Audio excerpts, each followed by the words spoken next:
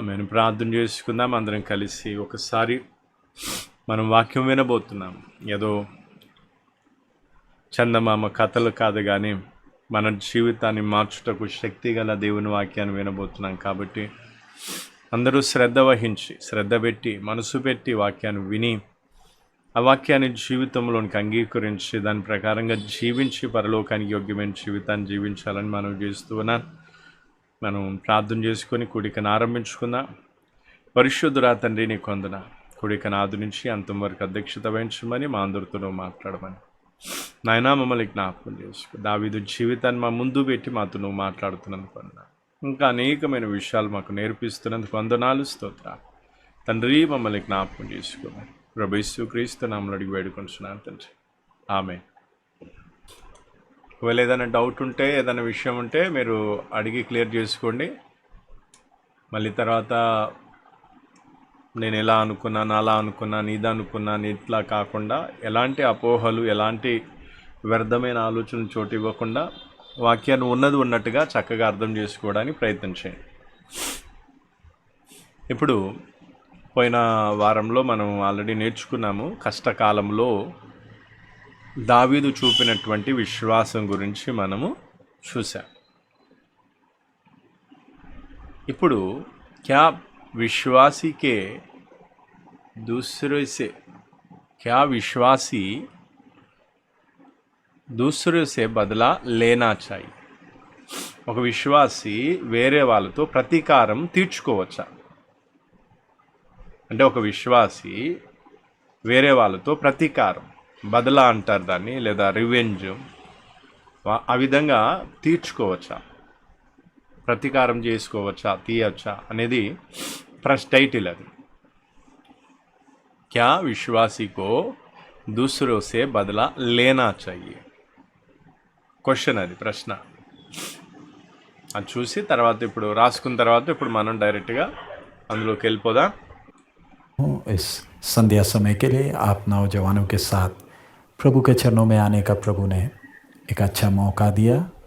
पिछले कुछ महीनों से शनिवार शाम के समय हम नौजवान इकट्ठे मिलकर, आप नौजवानों के साथ मिलकर प्रभु का वचन सिखाने का प्रभु हमें भी सौभाग्य दे रहा है. और हमारा विश्वास है कि ये शनिवार की सभाओं से आप बहुत कुछ सीख रहे हैं और आत्मा में आप बलवंत हो रहे हैं, प्रभु की इच्छा को आप पहचान पा रहे हैं. इसलिए आइए आज शाम के सभा को हम प्रार्थना के साथ शुरू करें. अपने सिरों को झुकाएं, आंखों को बंद करें और प्रार्थना करें. हालेलुया कि प्रभु ने हमसे बात करना है. हमारे अनुग्रहकारी दयालु पिता, हम आपका धन्यवाद देते हैं इस संध्या समय के लिए. पिता, आपके चरणों में आकर वचन जब हम सीखने जा रहे हैं, हम एक एक से आप बात करें. परिस्थिति बदलते जा रही है, हमें नहीं मालूम अगले क्षण कैसा माहौल होगा, लेकिन प्रभु आप हमारे साथ हैं. आपने हमें अभी तक चलाया, आगे भी आप चलाएंगे. आप हमारे पिता हैं. प्रभु, आज शाम की सभा हम एक एक के लिए आशीष का कारण हो. जो लाइव सुन रहे हैं या जो रिकॉर्डिंग सुन रहे हैं, प्रभु सबके जीवन में प्रभु आपकी आशीष हो. सब महिमा आप ही को देते हैं. यीशु मसीह के मधुर नाम से हम मांगते हैं, आमीन. पिछले सप्ताह हम लोग सीख रहे थे किस प्रकार दाऊद जंगल में भटक रहा है. और कई दिनों से हम देख रहे हैं कैसे दाऊद के जीवन के अलग अलग पड़ाव. पिछले सप्ताह हमने किला कि उस नगर कैसे जब फिलिस्ती उसे हमला किए, दाऊद जो खुद साउल से भाग रहा है, जिसको खुद जान का खतरा है, कैसे अपने साथियों के साथ मिलकर उस किला नगर को फिलिस्तियों से उसने बचाया. फिर भी आप देखते हैं कैसे वहाँ के लोगों ने दाऊद के साथ गद्दारी की. बाकी जगहों में भी हम देखें, फिर भी दाऊद कैसे परमेश्वर पर भरोसा करते हुए एक एक दिन आगे बढ़ रहा है. और मेरा विश्वास है दाऊद के जीवन से परमेश्वर हम एक एक से बात कर रहा.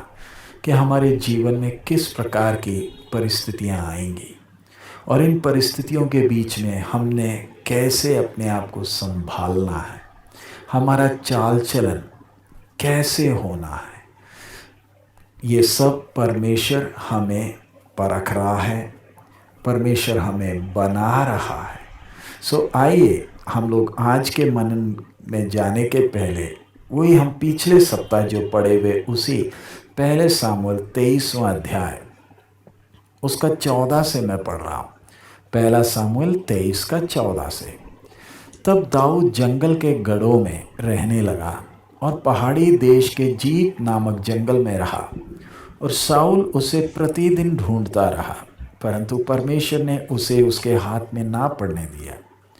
और दाऊद ने जान लिया कि शाऊल मेरे प्राण की खोज में निकला है, और दाऊद जीप नामक जंगल में होरेश नामक स्थान में था कि शाऊल का पुत्र योनाथान उठकर उसके पास होरेश में गया और परमेश्वर की चर्चा कर कर उसे ढाढ़स दिलाया।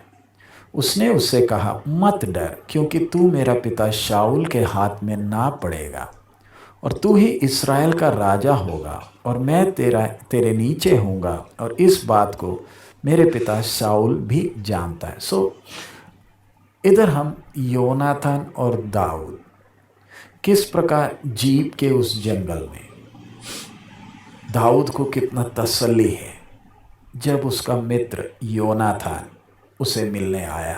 पिछले सप्ताह हमने उस विषय को देखा। उसको आकर हौसला दे रहा है।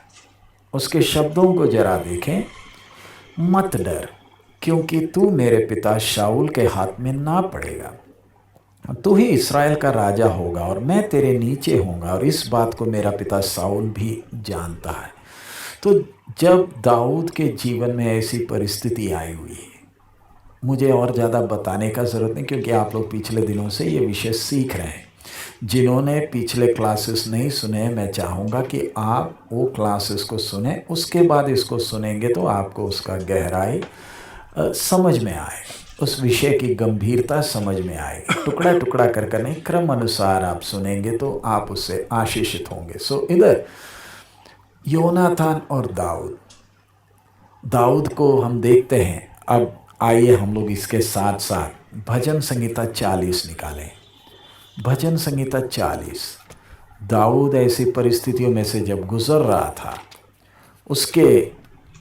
उसने जो लिखे हुए भजन संगीता परमेश्वर के आत्मा के प्रेरणा से जो 40 का 1 मैं पढ़ रहा हूँ। स्तुति का एक गीत है। मैं धीरज से यहोवा की बाट जोता रहा, और उसने मेरी और झुककर मेरी दुहाई सुनी। उसने मुझे सत्यानाश के गड्ढे और दलदल की कीच में से उभारा, और मुझको चट्टान पर खड़ा करके मेरे पैरों को दृढ़ किया है। उसने मुझे एक नया गीत सिखाया जो हमारे परमेश्वर की स्तुति का है। बहुत तेरे ये देखकर डरेंगे और यहोवा पर भरोसा करेंगे। ये पूरा भजन संहिता अगर आप पढ़ें तो परमेश्वर की स्तुति में दाऊद गा रहा। लेकिन हमारा इधर विषय, मैं धीरज से यहोवा की बाट जोता रहा। जरा रुककर आज के दिन हम इस विषय को जरा ध्यान दें। धीरज से यहोवा की बाट जोता रहा, उसका क्या मतलब है? खास करके हम नौजवानों को सबसे बड़ी दिक्कत आने वाला विषय इधर ये है। हमें धीरज धरना थोड़ा मुश्किल है। हम जल्दी से एक एक काम करना चाहते हैं। अपने जीवन के फैसले भी कई बार जल्दीबाजी में ले लेते हैं और फिर बाद में पछताते हैं। दाऊद कहता, मैं धीरज से यहोवा की बाट जोता रहा। दाऊद को मालूम है कि अगला राजा वही है, अभिषेक किया गया है। योनाथान भी उसे आकर कह रहा है तो निश्चित अगला राजा होगा। दाऊद को खुद मालूम है, योनाथान भी कह रहा है। और एक और बात, योनाथान कहता है कि उसका बाप शाऊल भी जानता है कि तू अगला राजा होगा।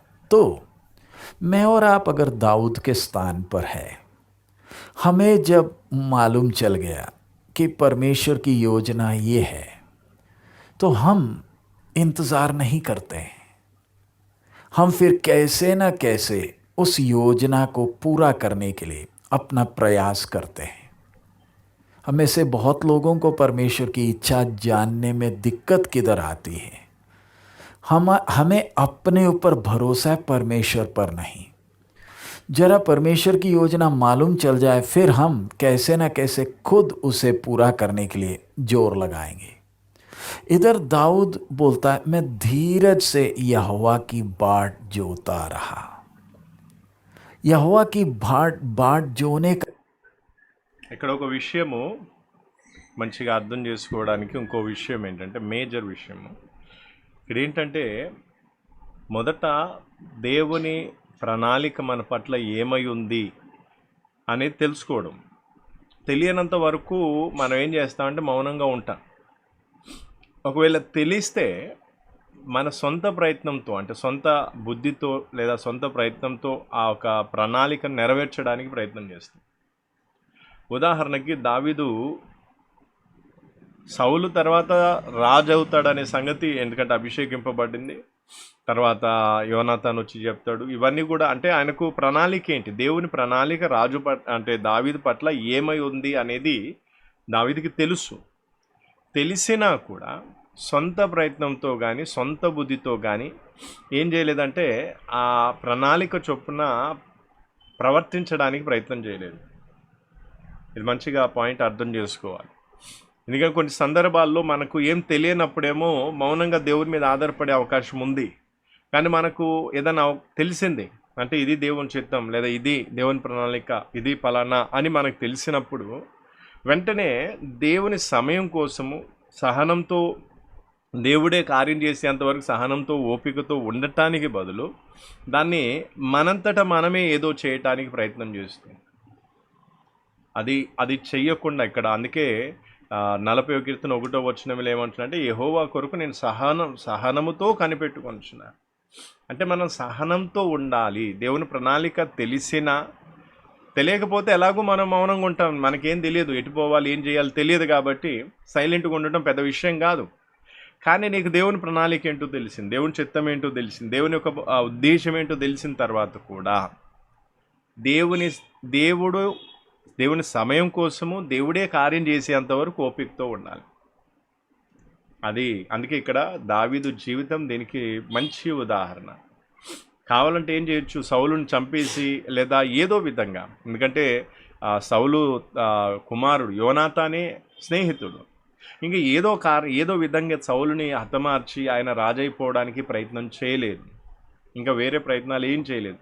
ఆయనకు ఎదురవుతున్న పరిస్థితులన్నీ కూడా సహనంగా భరిస్తూ దేవుని సమయం కోసం, దేవుని చిత్తం కోసం ఎదురు చూస్తూ ఉన్నాడు, దేవుడే కార్యం చేయాలని. అందుకే మన వ్యక్తిగత జీవితం కూడా ఏదైనా ఇలాంటి పరిస్థితులు ఏవైనా వచ్చినప్పుడు సహనంతో, ఓపికతో దేవుడే జోక్యం చేసుకొని కార్యం చేసేంతవరకు ఓపికతో ఉండటం గొప్ప. అందుకే ఆ విషయాన్ని మనం దీని ద్వారా నేర్చుకోవాలి. का मतलब धीरज से बाट जोने का मतलब मैं परमेश्वर के समय के लिए इंतजार करूंगा। धीरज से परमेश्वर के समय के लिए इंतजार करूंगा। हम नौजवानों को ये बात बहुत अच्छी तरह, इस बात को हमने समझना है। परमेश्वर के समय के लिए इंतजार करना हमारे लिए थोड़ा मुश्किल है, उसके लिए धीरज चाहिए। परमेश्वर हमारे जीवन में ये गलतियां होने क्यों देता है? क्योंकि हमें धीरज नहीं है, और ये गलतियों से परमेश्वर हमें इन गलतियों से रोक सकता है, लेकिन फिर भी होने की अनुमति क्यों दे देता है? ताकि उसके द्वारा हम धीरज सीखें, परमेश्वर के समय के लिए इंतज़ार करना सीखें। इसलिए परमेश्वर ये सब होने देता है। और आप में से जो सुन रहे, आप में से बहुत से लोग गलतियां करते करते, मेरा विश्वास है आपने अब धीरज धरना सीख लिया होगा। दाऊद के जीवन को जरा देखें, वो उसका स्वभाव परमेश्वर के समय के लिए मैं इंतज़ार करूँगा, राजा बनूँगा, परमेश्वर ने पहले ही तय किया है। मेरा अभिषेक हुआ है, लेकिन मैं अपनी तरफ से उसके लिए जोर नहीं मारूंगा। प्यारे अजीजों, ये इस बात की गंभीरता मैं चाहूँगा कि आज हम उस बात को समझें। मैं परमेश्वर के समय के लिए इंतज़ार करूँगा। प्रार्थना ये करना है, प्रभु मेरे को ये धीरज का अनुभव तो दे। ये धीरज ना होने के कारण कितने गड्ढों में जाकर नौजवान गिरे, अपने जीवनों को बर्बाद किए। परमेश्वर के समय के लिए, अब हम अच्छी तरह जानते हैं हमारे लिए परमेश्वर को एक अच्छी योजना है। उसने बनाया है एक योजना। हर बात के लिए परमेश्वर ने एक समय तय किया है। हर बात के लिए जन्म का एक समय है, मृत्यु का एक समय है, तो हमारे जीवन के हर घटनाओं के लिए परमेश्वर को एक समय है। उस समय के लिए इंतज़ार मैंने करना है। अगर परमेश्वर के समय के लिए इंतज़ार करना है तो बहुत ज़रूरी है कि आपका परमेश्वर के साथ का संबंध मजबूत रहे, ताकि आपको स्पष्ट रहे, हाँ प्रभु की एक योजना है। अब जैसे दाऊद जंगलों में घूम रहा है, परमेश्वर के समय के लिए क्यों इंतज़ार कर रहा है? उसे अच्छी तरह मालूम है कि इन सब के पीछे परमेश्वर को एक योजना है। इन सब घटनाओं के पीछे पीछे हमने पढ़ी हुई एक एक घटना, उन सब के पीछे परमेश्वर को एक योजना है कर अगर आपको मालूम है, आपको अगर एहसास है, तो ही आप परमेश्वर के समय के लिए इंतज़ार करेंगे। मैं क्यों आपसे कह रहा हूँ, बहुत से लोग गलतियां कर आज पछता रहे हैं, फिर हमसे बोलते हैं हम आपसे बांटना चाहते हैं अपने जीवन की समस्या, आप प्रार्थना करें। देखिए, आप अपने जीवन की समस्या, अच्छी बात है, आप अपनी समस्या हमें बताते हैं, उससे आपको एक तसल्ली मिलती है, क्योंकि आपने किसी से बता दिया। वो एक झूठी तसल्ली है। मैं आपके सामने असलियत रख रहा हूं, अच्छा नहीं लगेगा। आप अपने दुख को जब दूसरों से बांटते हैं, आपको एक तसल्ली मिलती है, लेकिन रुककर जरा सोचे, ये तसल्ली से फायदा क्या है? ये झूठी तसल्ली नहीं है। जिससे बांटना है उससे तो बांटा नहीं। परमेश्वर के सामने अपना ये विषय रखना था। परमेश्वर से बताए बिना आप दूसरों को बताते हैं, और अब आपके जीवन की समस्या आप मुझे बताएंगे, तो मैं क्या कर सकता हूं आपके लिए? आप बताइए, मैं क्या कर सकता हूं? मैं बस आपको यही बोल सकता हूं कि हम आपके लिए प्रार्थना करेंगे, ताकि परमेश्वर आपको ज्ञान और समझ दे।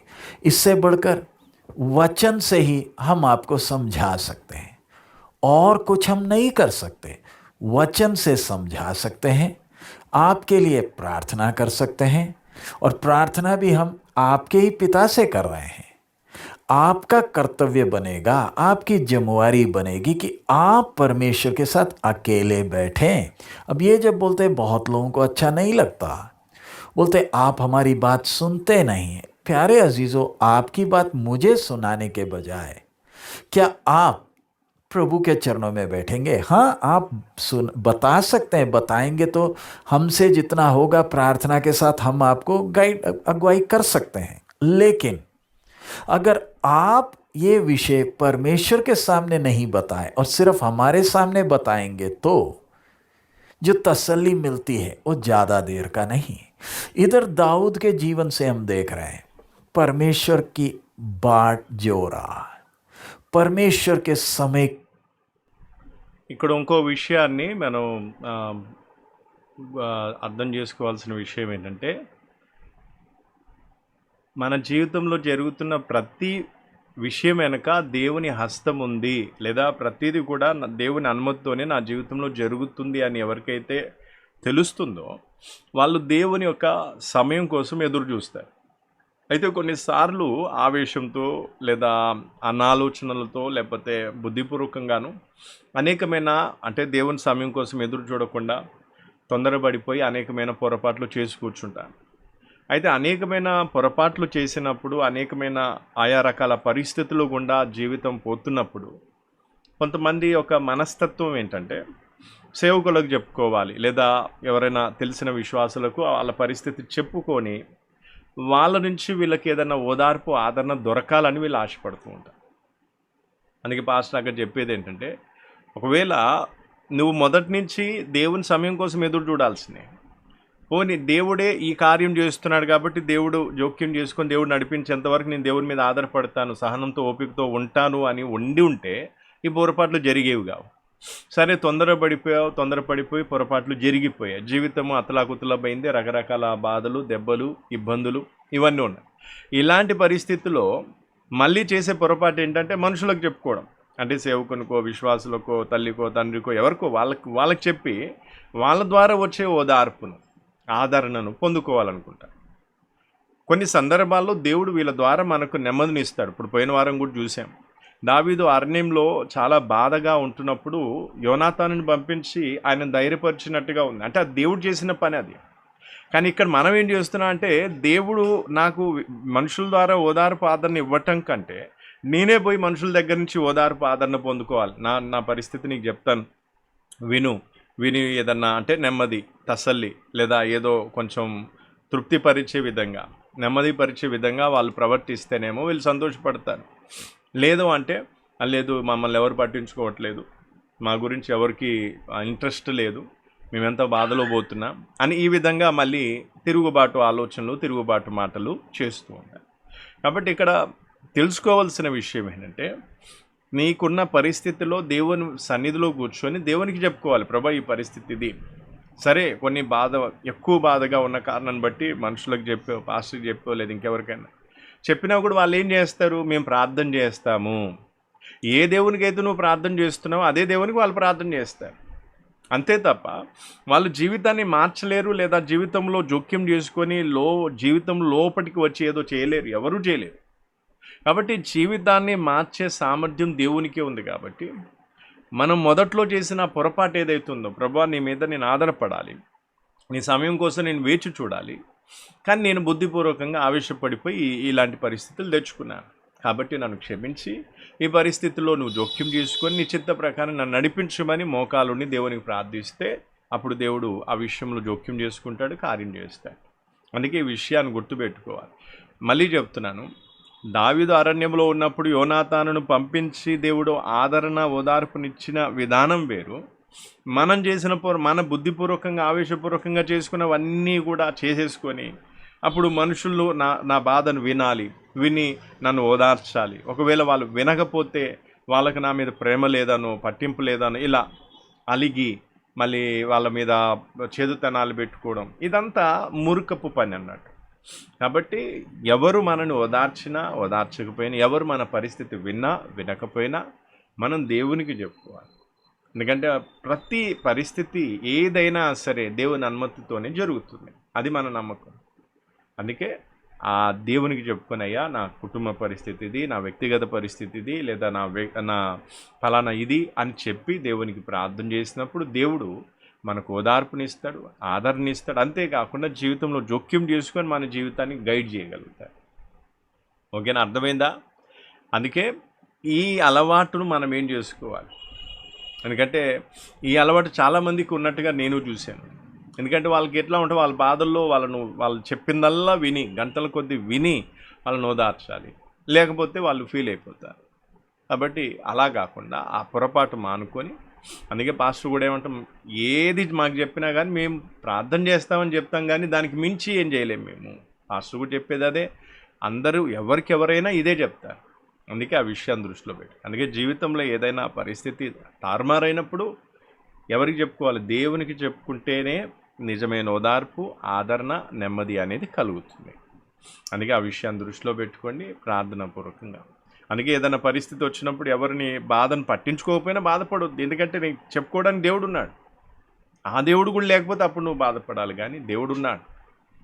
మనుషులు అర్థం చేసుకున్న దానికంటే ఎక్కువగా అర్థం చేసుకునే సామర్థ్యం కలిగిన దేవుడు మనకున్నాడు. అందుకే ఏ పరిస్థితి అయినా దేవునికి చెప్పుకొని ప్రార్థన చేసి దేవుని సహాయం తీసుకొని ముందుకు వెళ్ళాలి. के लिए इंतज़ार कर रहा है, जंगल में घूमना है, अपने साथ दुखी लोग हैं, मेरे को इनके साथ जंगल में मारे मारे घूमना है, मंजूर है। ये कष्ट अभी का मुझे मंजूर है। क्यों? मुझे मालूम है इसके पीछे परमेश्वर को एक योजना है। परमेश्वर मुझे तैयार कर रहा है, मेरे स्वभाव को बना रहा है। प्यारे अजीजों, आप भी अपनी परिस्थिति को अगर इस नज़र से देखेंगे तो दाऊद की तरह आपके ज़बानों से भी परमेश्वर के स्तुति में मधुर गीत निकलेंगे। आप परेशान क्यों हैं? क्या आपको एहसास नहीं है कि परमेश्वर का हाथ आपके साथ है? क्या आपको विश्वास है कि वो आपको कभी नहीं छोड़ेगा? आपको ऐसी परिस्थिति में अगर रखा है तो तैयार कर रहा है, मैंने परमेश्वर के समय के लिए इंतज़ार करना है। कितना धन्य है वो व्यक्ति जिसको अंदर ही अंदर ये एहसास है कि परमेश्वर मेरे को बना रहा है। ये परिस्थिति को परमेश्वर समय पर बदलेगा, मैं उस समय के लिए इंतज़ार करूँगा। अपनी बल से मैं परिस्थिति को बदलने का प्रयास नहीं करूँगा। अब हम आगे चले। अब दाऊद आगे हम आते हैं उसके 24वें अध्याय में। जब शाऊल फिलिस्तियों का पीछे कर कर लौटा तब उसको ये समाचार मिला कि दाऊद एनगेदी के जंगल में। अब दाऊद के जीवन में 2 घटनाएं हुई। ध्यान से इन बातों को समझना। एनगेदी में एक घटना हो रही है और दूसरी घटना जो हो रही है वो हम देखते हैं हकीला नामक पहाड़ी में। एक एनगेदी, दूसरा हकीला नाम पहाड़ी में। 2 घटनाएं दाऊद के जीवन में, जिससे मालूम चलता है दाऊद किस तरह परमेश्वर की बाट जो रहा है। तो आइए हम वो घटना को पढ़ते हैं। सबसे पहला 24 में। तब शाऊल समस्त इस्राएलियों में से 3,000 को छांट कर दाऊद और उसके जनों को बनेले बकरों के चट्टानों पर खोजने गया। जब वह मार्ग पर के भेड़शाला के पास पहुंचा जहां एक गुफा थी, तब शाऊल दिशा फिरने को उसके भीतर गया। उसे गुफे के कोने में दाऊद और उसके जन बैठे हुए थे। तब दाऊद ने जनों ने उससे कहा, सुन, आज वही दिन है जिसके विषय यहोवा ने तुझसे कहा था, मैं तेरे शत्रु को तेरे हाथ में सौंप दूंगा कि तू उससे मनमाना बर्ताव कर ले। तब दाऊद ने उठकर शाऊल के बागे की छोर को छिपकर काट लिया। इसके बाद दाऊद शाऊल के बागे की छोर काटने से पछताया। वह अपने जनों से कहने लगा, यहोवा ना करे कि मैं अपने प्रभु से जो यहोवा का अभिषिक्त है ऐसा काम करूं कि उस पर हाथ उठाऊं, क्योंकि वह यहोवा का अभिषिक्त है। ऐसी बातें कहकर दाऊद ने अपने जनों को समझाया और उन्हें शाऊल पर आक्रमण करने को उठने ना दिया। फिर शाऊल उठकर गुफा से निकला और अपना मार्ग लिया। तो इधर जरा रुककर इस घटना को ध्यान दे। परमेश्वर की आत्मा ने लिखकर हमारे आत्मिक उन्नति के लिए यह घटना को लिखकर रखा है। शाऊल दाऊद के सामने गुफा में लेटा हुआ है। शाऊल को 3,000 फौजियों को छांट कर लेकर आया है। अपने दामाद को जान से मारना है। ऐसे दुश्मन पीछे पड़ा है और वही दुश्मन सामने आपके पड़ा है। आप और मैं दाऊद के स्थान पर हो तो हम क्या करेंगे? ध्यान रखें, परमेश्वर का काम, परमेश्वर जो हमें परखता है। हम एक एक जो ये क्लास सुन रहे हैं, परमेश्वर ने आपको सुनने का मन दिया है। प्रभु आपको जांचता है और हम कितनी बार हार जाते हैं। इधर दाऊद के सामने शाऊल, दाऊद के साथी भी बोल रहे, परमेश्वर ने जैसे बोला था देख तेरा दुश्मन तेरे सामने। कब तक हम ये जंगलों में मारे मारे फिरेंगे? हमारी परिस्थिति को अभी हम बदल सकते हैं। ये गोलियात तो है नहीं जो ढाल लेकर आया हुआ, ये तो साउल है। दाऊद के साथ इतने लोग भी हैं और वो गुफा के अंदर बैठे हैं। साउल ने देखा नहीं है, दिखता नहीं है। वो उधर के गुफा इतने अंधेरे होते हैं, अंदर बैठे हुए लोगों को बाहर का व्यक्ति देख नहीं सकता, लेकिन अंदर वाले को बाहर के लोग साफ साफ दिखते हैं। सो क्या आप देख सकते कैसे परमेश्वर साउल को दाऊद के सामने लाया? मेरे और आपके सामने ही परमेश्वर ऐसी परिस्थिति बनाता है कि तू कुछ कर, तू कुछ कर। दुनिया अपने बल पर आसरा रखकर करती है। जो परमेश्वर की बाट जोता है उसका स्वभाव क्या है?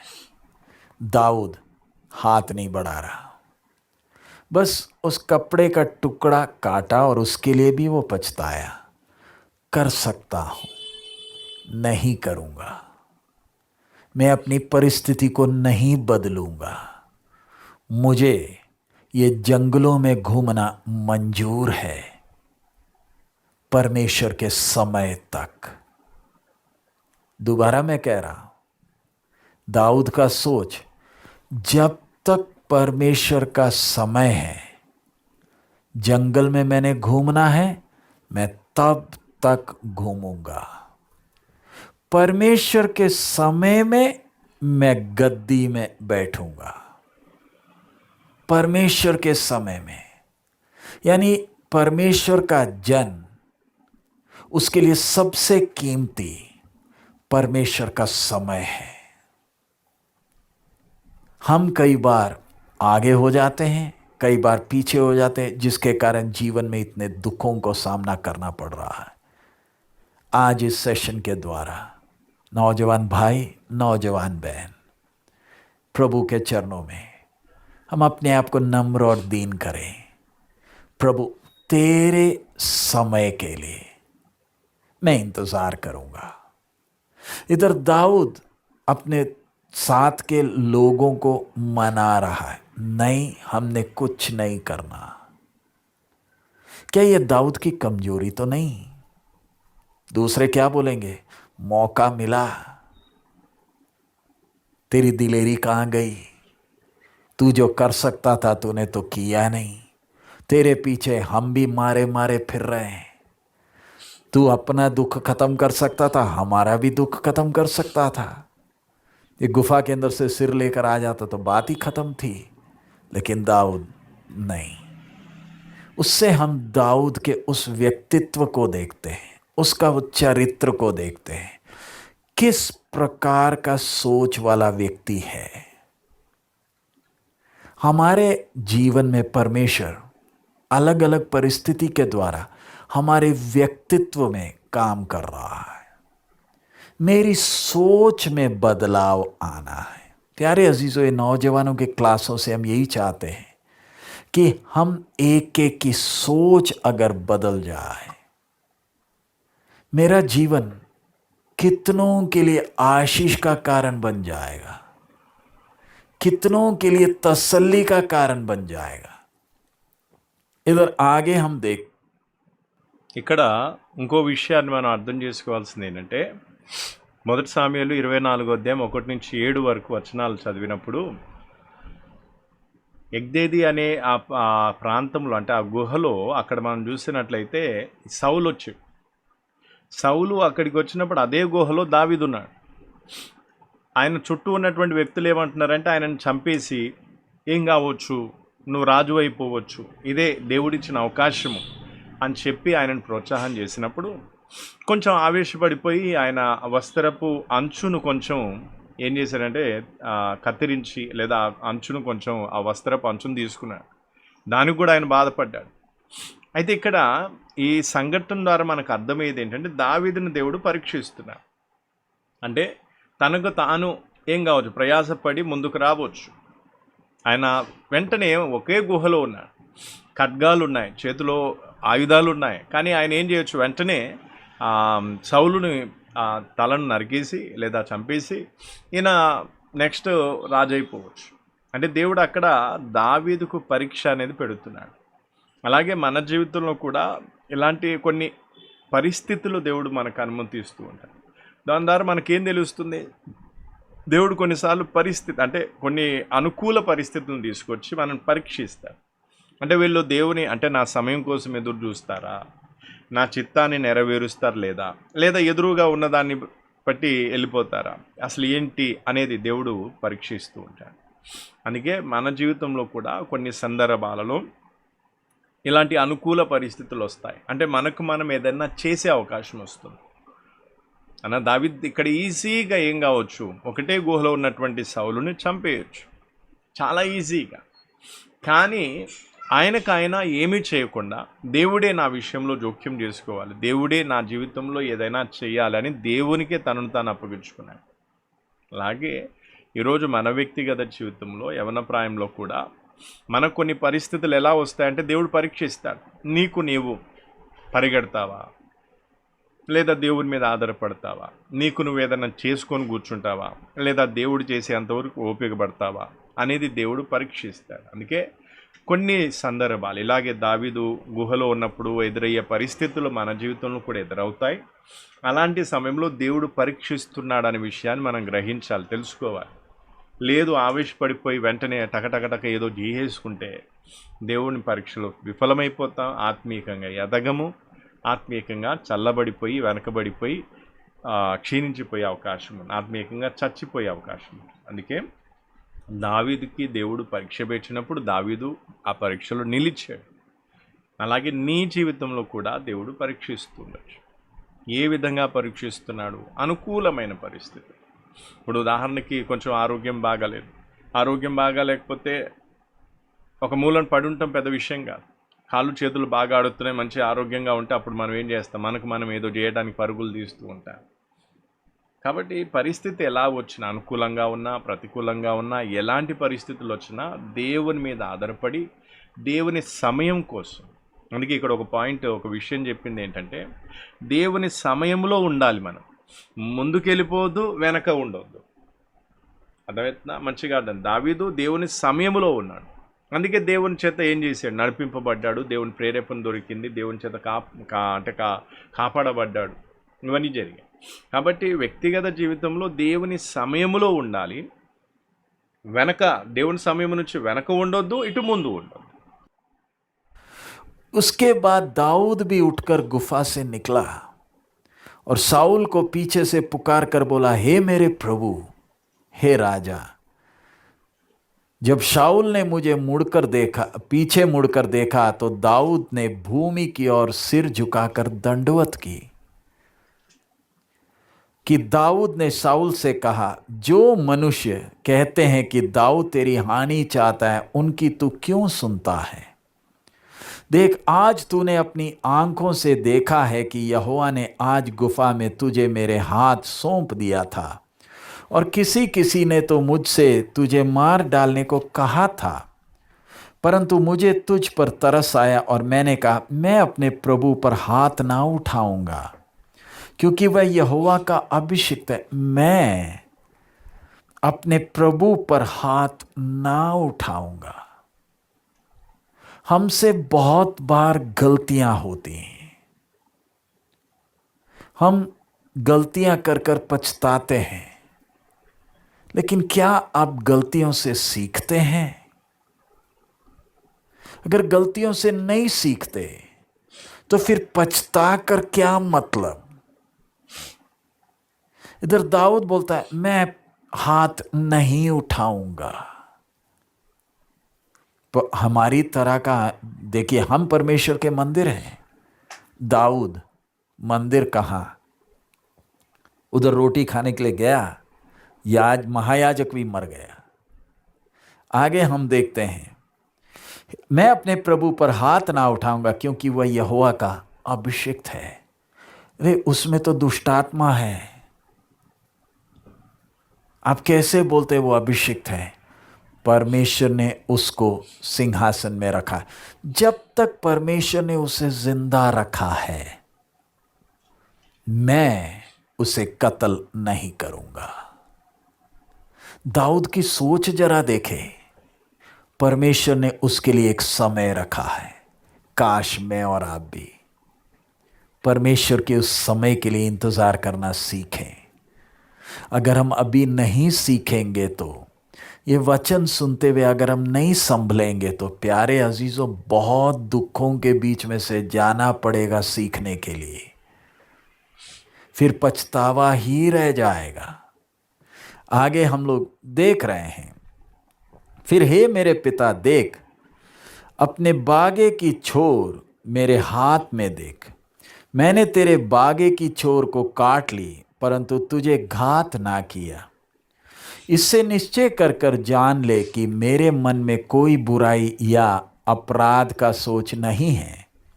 मैंने तेरे विरोध कोई अपराध नहीं किया, परंतु तू मेरे प्राण लेने को मानो उसके आहेर करता रहता है।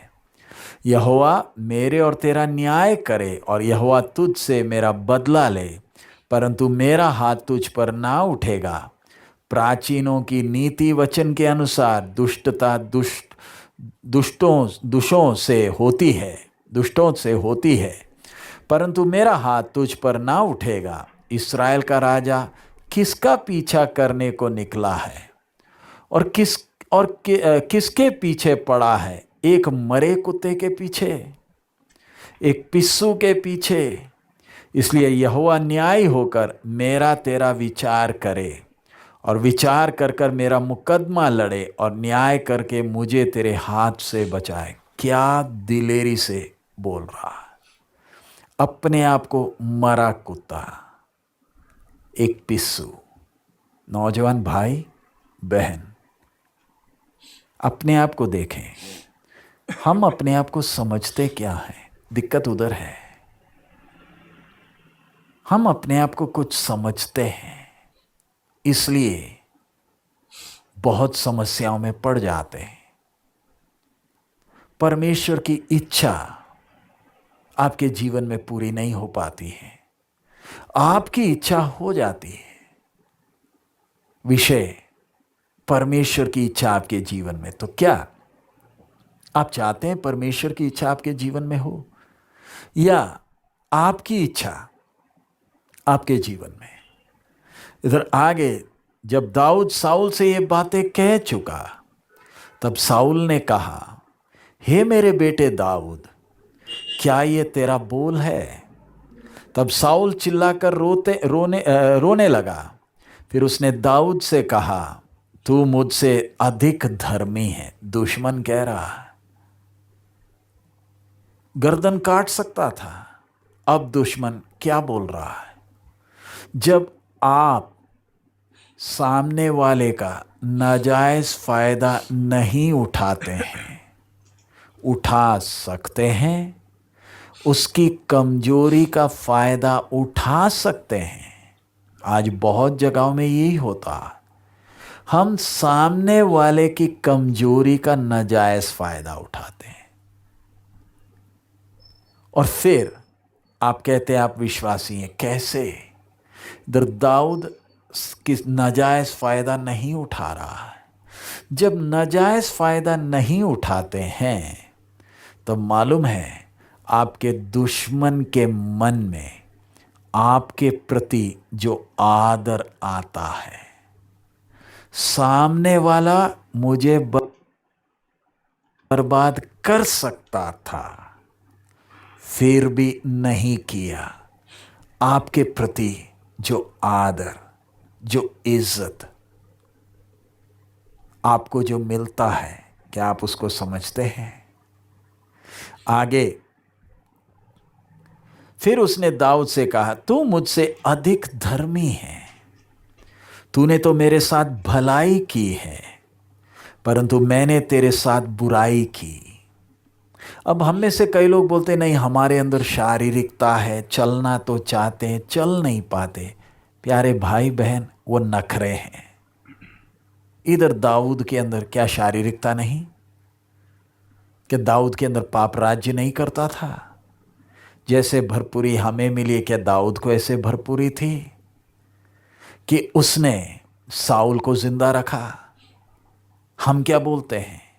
आगे हम लोग देखते हैं, और तूने आज ये प्रकट किया है कि तूने मेरे साथ भलाई की है, कि जब यहोवा ने मुझे तेरे हाथ में कर दिया तब तूने मुझे घात ना किया। ध्यान रखे, परमेश्वर दाऊद को परख रहा है।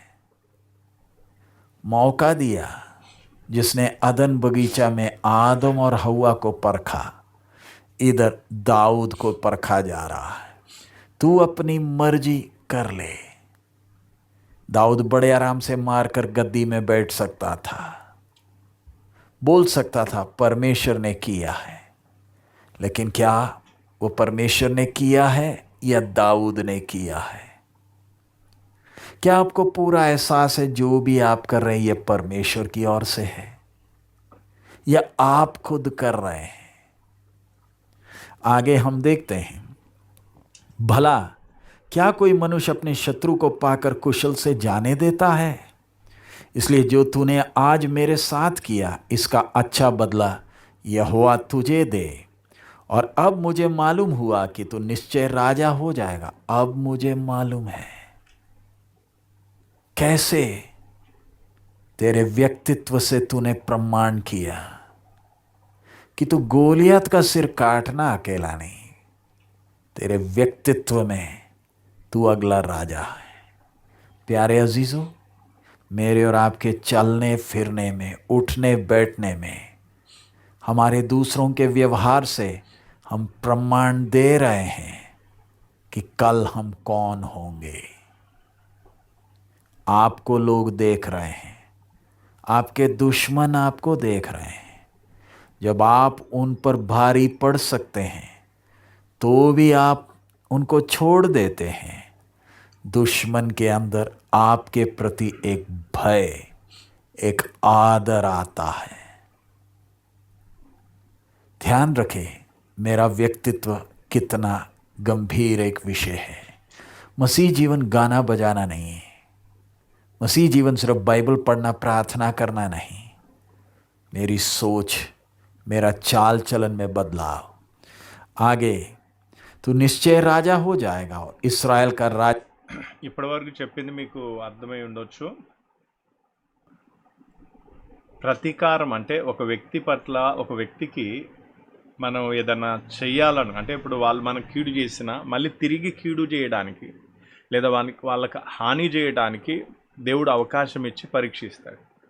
అలాంటి టైంలో కూడా మనం దేవునికి అప్పగించుకొని అలాంటి వారికి ఎలాంటి కీడు చేయకుండా, ఎలాంటి హాని చేయకుండా ఉంటే అప్పుడు ఏమవుతుందంటే ఆ విషయంలో దేవుడు పెట్టిన పరీక్షలు మనం పాస్ అవుతాం.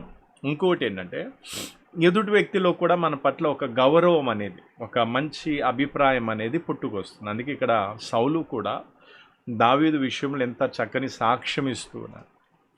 ఎందుకంటే దేవుడు అవకాశం ఇచ్చాడు, పరీక్ష పెట్టినప్పుడు ఆయన తనకు తాను అంటే తన కోరిక మేరకు, చుట్టూ ఉన్నవారి ఆ మాటల మేరకు ఆయన చేసుకొని వెళ్ళిపోవచ్చు.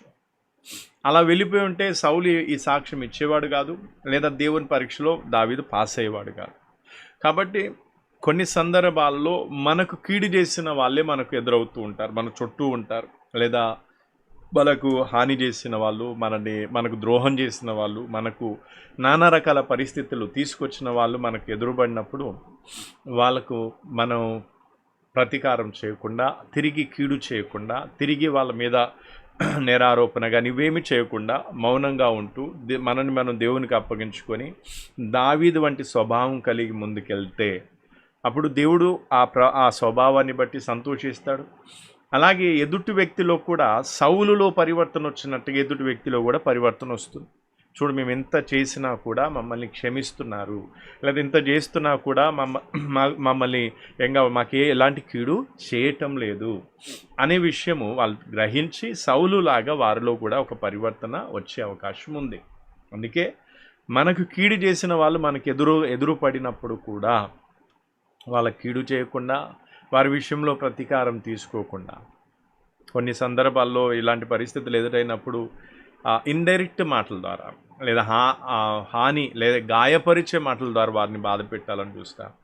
ఇలా రకరకాల ప్రయత్నాలు చేస్తూ ఉంటాం. అది కూడా పరీక్షలో ఫెయిల్ అయిపోయే క్రియలు. అందుకే ఆ విషయాన్ని దృష్టిలో పెట్టుకొని మన కీడు చేసిన వారు కూడా మనకు ఎదురైనప్పుడు లేదా ఎదురుగా ఉన్నప్పుడు కూడా మన చుట్టూ ఉన్నప్పుడు కూడా మౌనంగా వాటిని భరించుకుంటూ దేవునికి నిన్ను అప్పగించుకొని దావీదు వంటి స్వభావం కలిగి ఉంటే దేవుడు సంతోషపడతాడు. అలాగే కీడు చేసిన సౌల్లో పరివర్తన వచ్చినట్టుగా ఎదుటి వ్యక్తిలో కూడా పరివర్తన వస్తుంది ఖచ్చితంగా. राज्य तेरे हाथ में स्थिर रहेगा। कौन बोल रहा है? जो दाऊद को जान से मारने के लिए पड़ा है। वो कह रहा है मुझे निश्चित है इस्राएल तेरे हाथ में स्थिर रहेगा। अगला, अब मुझसे यहोवा की शपथ खा कि मैं तेरे वंश को तेरे बाद नष्ट ना करूंगा और तेरे पिता के घराने में से तेरा नाम मिटा ना डालूंगा। तब दाऊद ने शाऊल से ऐसी ही शपथ खाई। तब शाऊल अपने घर चला गया और दाऊद अपने जनों समेत गढ़ों में चला गया। मौका मिला, जाने दिया, जंगल के गढ़ों में जा रहा है। शाऊल अपने महल में जा रहा है, राजा के लायक है कर सिंहासन में बैठकर नहीं, जंगल में घूमते घूमते जीवन की परिस्थितियों के बीच में एक प्रमाण दे रहा है कि वो इस्राएल का राजा होने का लायक है। इसी प्रकार मेरा और आपका जीवन इस संसार के अलग अलग परिस्थितियों के बीच में परमेश्वर हमें डालता है। हमारा परख है, क्या मैं अनंत काल परमेश्वर के साथ राज्य करूंगा या नहीं। मेरा भविष्य कैसा है वो आज मेरा चाल चलन दिखा रहा है, मेरा सोच दिखा रहा है। अगला हम जल्दी से 26वें अध्याय में आ जाएं। उधर अगला घटना हम देखते हैं। फिर जीपी लोग गिबा में शाऊल के पास जाकर कहने लगे, क्या दाऊद उस हकीला नामक पहाड़ में जो यशीमोन के सामने है छिपा नहीं रहता?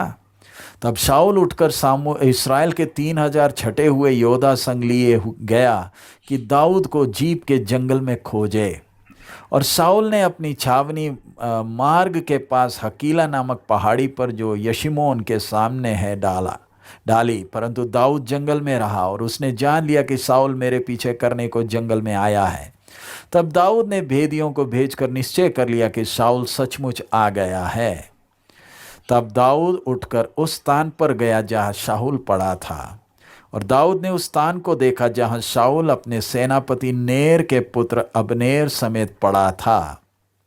शाऊल तो गाड़ियों की आड़ में पड़ा था और उसके लोग उसके चारों ओर डेरा डाले हुए थे। तो शाऊल अभी अगला खुले मैदान में फौजियों के बीच में अपने सेनापति के साथ गाड़ियों की आड़ में, वो बाहर उसके फौजी सब सोए हुए हैं। तब दाऊद ने हित्ती अहीमलेक और सरूया के पुत्र योआब के भाई अभिषेक से कहा, मेरे साथ उस छावनी में शाऊल के पास कौन चलेगा? अभिषेक ने कहा, तेरे साथ मैं चलूँगा। अतः दाऊद और अभिषेक रातों रात उन लोगों के पास गए और क्या देखते हैं कि शाऊल गाड़ियों की आड़ में पड़ा सो रहा है और उसका भाला उसके सिरहाने भूमि में गड़ा है और अबनेर और योद्धा लोग उसके चारों ओर पड़े हुए हैं। तब अभिषेक ने दाऊद से कहा, परमेश्वर ने आज तेरे शत्रु को तेरे हाथ में कर दिया, इसलिए अब मैं उसको एक बार ऐसे मारूं कि भाला उसे भेदता हुआ भूमि में धंस जाए और मुझको उसे दूसरी बार मारना ना पड़ेगा। दाऊद ने अभिषेक से कहा, उसे नष्ट ना कर, क्योंकि यहोवा के अभिषिक्त पर हाथ चलाकर कौन निर्दोष ठहर सकता है। सोचिए, यहोवा के अभिषिक्त पर हाथ चलाकर कौन निर्दोष ठहर सकता है। उससे दाऊद की उस सोच को जरा देखें। क्या क्या व्यक्तित्व है इसका, क्या सोच है इसकी। अब हम देखते हैं देशों के राष्ट्रपति हो, चाहे प्रधानमंत्री हो या मुख्यमंत्री हो, ओहदा तो बड़ा ऊंचा है, लेकिन उनकी बातों से और उनके कामों से उनका व्यक्तित्व नजर आता है कि कैसे ऊंचे सोच का ये व्यक्ति है। प्यारे अजीजों, हमें भी क्या प्रभु ने ऐसा मौका नहीं दिया कि हमारी सोच उतनी ऊंची हो, लोगों के सामने अपनी ऊंची सोच को हम दिखाएं। नौजवान भाई बहन, क्या आप सुन रहे हैं? आगे हम देखते हैं, फिर दाऊद ने कहा, यहोवा के जीवन की शपथ, यहोवा ही उसको मारेगा, यहोवा ही मारेगा। यह वह अपनी मृत्यु से मरेगा या वह लड़ाई में जाकर मर जाएगा, यहोवा ना करे कि मैं अपने हाथ यहोवा के अभिषिक्त पर उठाऊं। अब उसके सिराने से भाला और पानी का सुराही उठा ले और हम यहाँ से चले जाएं। तब दाऊद ने भाले और पानी की सुराही को शाऊल के सिराने से उठा लिया और वे चले गए। किसी ने उसे ना देखा और ना जाना और ना कोई जागा, क्योंकि वे अब इस कारण सोए हुए थे कि यहोवा की ओर से उनमें भारी नींद समा गई थी। बाकी आप फिर खुद पढ़ सकते हैं। अब दाऊद ने यहाँ पर पिछले घटना में उसने कपड़ा का टुकड़ा काटा, इधर भाला और सुराही ले लिया और उधर से चुपके से निकल गया। परमेश्वर, इधर हम पढ़ते हैं, क्योंकि वे सब इस कारण सोए हुए थे कि यहोवा की ओर से उनमें भारी नींद समा गई थी। प्यारे अजीजों, इस घटना से क्या आप समझ पा रहे हैं कि हर परिस्थिति के ऊपर परमेश्वर का नियंत्रण है, मुझे और आपको परखता है। वो भाला और सुराही क्यों उठा लिया? अब नीचे आप पढ़कर देख सकते हैं। थोड़ा दूर जाकर योआब को पुकार कर कह रहा है, तुम राजा की रक्षा कैसे करते हो? तुम्हें तो जान से मार देना चाहिए। राजा है, इस्राएल का राजा है, तुमने उसकी रक्षा करनी है। ये रहा भाला, सबूत। दुश्मन को सबूत क्या दे रहा है? ये भाला, ये सुराही राजा के तकिए के पास से हम उठा लाए हैं। अब किसी को भेजो और इसको लेकर जाओ। अब हम प्रार्थना करने जा रहे हैं। प्यारे नौजवान, आज आपने क्या सीखा? परमेश्वर ने, मेरा विश्वास है परमेश्वर आप एक एक से बात कर रहा है। काश मैं हर काम परमेश्वर के समय के अनुसार, परमेश्वर की इच्छा के अनुसार मैं करूं। कितनी तसल्ली होती है जब हम परमेश्वर के समय के लिए इंतजार करते हैं। और जब परमेश्वर का समय आता है, प्यारे अजीजों, जब परमेश्वर का समय आता है, स्पष्ट चिन्ह देगा उनको जो उसके समय के लिए धीरज धरते हैं। स्पष्ट चिन्ह देगा। परमेश्वर का अभिषिक्त है, परमेश्वर मारेगा, मैं नहीं मारूंगा, या तो खुद मरेगा, मेरा हाथ ऊपर नहीं चलेगा। आइए हम जब प्रार्थना करने सिर झुकाने जा रहे हैं, आइए सीखे हुए वचन को मनन करें। दाऊद के जीवन के द्वारा कितनी बातें परमेश्वर हमें सिखा रहा है। पिछले सप्ताह हमने देखा किला के लोग, और कैसे इस दाऊद जाकर फिलिस्तियों से लड़ा और कैसे लोग उसे धोखा दे रहे हैं। ऐसे धोखे में से ये सबको सामने करने वाले दाऊद का व्यक्तित्व देखें। हालेलुया। आपने क्या सीखा आज? हमारा जीवन कीमती है, हमारा प्रभु का आगमन नजदीक है। क्या हम प्रार्थना करेंगे, प्रभु तेरे समय को पहचान कर, तेरे इशारों को पहचानने के लिए मुझे ज्ञान और समझ दे। मैं जल्दीबाजी कुछ नहीं करना चाहता, आप मेरा हाथ पकड़कर मुझे चलाएं। हमारे अनुग्रहकारी दयालु पिता, हम आपका धन्यवाद देते हैं दाऊद के जीवन के द्वारा आप हम एक एक से हमारे जीवन के अलग अलग पहलुओं को सामने रख रहे हैं।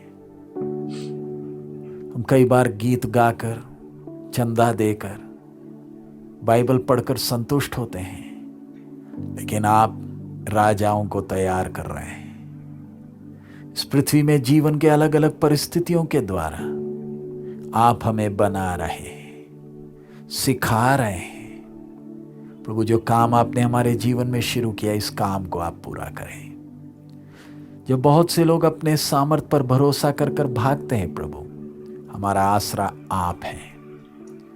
आप पर आश्रित रहकर, आप पर विश्वास करते हुए एक एक कदम आगे रखने के लिए आप हमें सहायता करें। एक एक नौजवान पर तेरी आशीष हो, जो भी ये सेशन सुनता है प्रभु। एक एक का जीवन प्रभु, एक एक का व्यक्तित्व आपको प्रसन्नदायक हो। शैतान की युक्तियों को पहचानने के लिए भी हमें ज्ञान और समझ दे। सब महिमा आप ही को देते हैं। यीशु मसीह के मधुर नाम से हम मांगते हैं, आमीन। प्रभु यीशु का अनुग्रह, पिता का प्रेम, पवित्र आत्मा की सहभागिता हम सबके साथ अब से लेकर हमारे प्रभु यीशु के आगमन तक होती ही रहे, आमीन। प्रभु आप सबको बहुत आयत में आशीष दे। हमारे लिए भी प्रार्थना करें। हम आपके लिए निरंतर प्रार्थना करते रहेंगे, ताकि आपका जीवन बहुतों के लिए आशीष, प्रेरणा और उत्साह का कारण बने। మారానాథ. ప్రార్థన చేసుకుందాం. కొద్దిసేపు దేవుని వాక్యాన్ని స్మరిస్తూ దేవుని పరిశుద్ధ వాక్యాన్ని మనం ధ్యానించుకుంటున్నాం. ఒక్కసారి ఆలోచనలు, వాక్యాన్ని ఎత్తిపెట్టి ప్రార్థన చేస్తున్నప్పుడు ఆలోచనలు అటు ఇటు వెళ్ళనీయకుండా ఒకసారి మన వ్యక్తిగత జీవితాన్ని దావీదుకి 2 మార్లు సౌలును హతమార్చే అవకాశం దావీదుకి 2 మార్లు దొరికాయి. 2 సార్లు కూడా సౌలును హతమార్చలేదు. అలాగే మనకు కూడా ప్రతీకారం తీర్చుకునే అవకాశాలు దేవుడు కల్పిస్తుండొచ్చు, లేదా అలాంటి సమయాన్ని, అలాంటి పరిస్థితిని రాణిస్తుండొచ్చు. అలాంటప్పుడు దావీదు వలె మనం కూడా నిలబడతామా? నేను కాదు, ప్రతీకారం నా దేవుడే తీసుకుంటాడు. నేను ఎవరి మీద ఎలాంటి ప్రతీకారం తీర్చుకోను, ఎవరి మీద ఎలాంటి ప్రతీకారం తీర్చుకోను.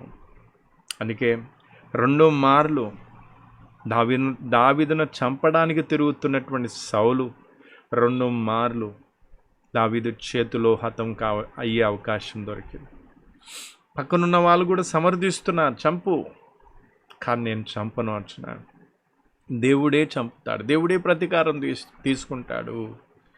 అలాగే ఈరోజు మన వ్యక్తిగత జీవితం, నీ తోటి స్నేహితులతో కానీ, ఇరుగు పొరుగు వారితో కానీ, కుటుంబీకులే కానీ, లేదా తోటి విశ్వాసులు కానీ, ఎవరైనా సరే, వారితో నువ్వు ప్రతీకార భావం కలిగి మెసులుకుంటున్నావా?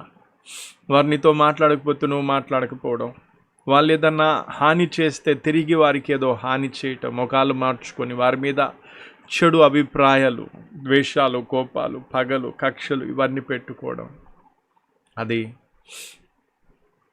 పరలోక రాజ్యంలో తండ్రి సింహాసనం మీద కూర్చునే రాజులకు ఉండవలసిన స్వభావం కాదది. యెరూషలేము మీద రాజమేలు ఏలవలసినటువంటి దావీదు స్వభావాన్ని మనం చూస్తే అట్టి స్వభావం మనకి ఇంకెంతగా ఉండాలి, ఎంత ఎక్కువగా ఉండాలి. కాబట్టి ప్రతీకార భావం ఏదైనా ఉంటే ఈరోజు తీసేసుకోండి, విడిచిపెట్టే. ఎందుకంటే అయ్యా వద్దు, ప్రతీకారం ఏమీ వద్దు, ఇదిగో నీవే ప్రతీకారం తీర్చుకో, నీవే నీ కార్యం, నీ సమయం వచ్చేంత వరకు, నువ్వు కార్యం చేసేంత వరకు నేను మౌనినై నేను ఎదురు చూస్తూ ఉంటాను, సహనంతో నీ కోసం కనిపెట్టుకుంటూ ఉంటాను, నీ సమయంలోనే నేను నడుస్తూ ఉంటానని సమర్పణ చేసుకుందాం.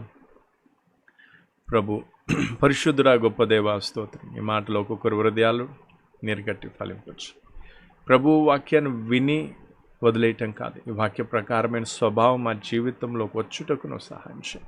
ఈ వాక్యాన్ని హృదయపూర్వకంగా అంగీకరించి దీని ప్రకారంగా మా జీవితాన్ని కట్టుకున్నట్టుకు మా అందరికీ నువ్వు సహాయం చేయి. పరిశుద్ధ ఆత్మదేవని కార్యం జరిగించమని, నాయనని కార్యం జరిగించు. దావీదు వంటి చక్కని స్వభావం, మంచి మనస్సును మా అందరికీ దయచేయమని ప్రభు యేసు క్రీస్తు నామమున అడిగి వేడుకొంచున్నాను తండ్రి, ఆమేన్.